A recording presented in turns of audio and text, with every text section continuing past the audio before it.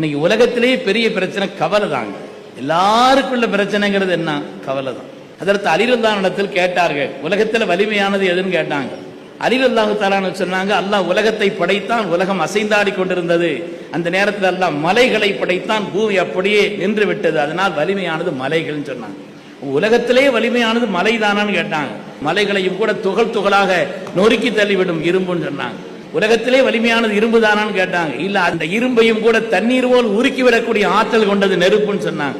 உலகத்திலே வலிமையானது நெருப்பு தானான்னு கேட்டாங்க. இல்ல, அதை விட வலிமையானது நீர், அந்த நெருப்பையும் அணைத்து விடக்கூடியதுன்னு சொன்னாங்க.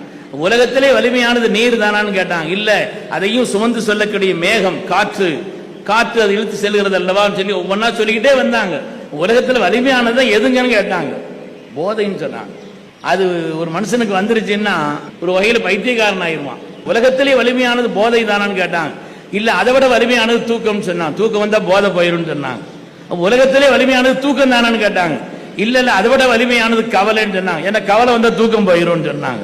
அப்ப அதை விட வலிமையானது வேற ஒண்ணும் இல்லையா? உலகத்திலே கவலை தான் வலிமையானதான்னு கேட்டாங்க. இல்ல இல்ல, அதை விட அல்லாஹ்வுடைய திக்ருன்னு சொன்னாங்க. அல்லாஹ்வுடைய திக்ர் இருந்தால் கவலையும் போய்விடும் சொன்னாங்க. அல்லாஹ்வுடைய திக்ருடைய பயன்பாடுகள்ங்கிறத ஒரு 70 பயன்பாட்டை நம்முடைய பெருமக்கள் எழுதி காட்டுவார்கள். அல்லாஹ் குர்ஆனிலே சொல்லக்கூடிய பிரதானமான பயன்பாடு அது கல்விலே நிம்மதியை தரும்.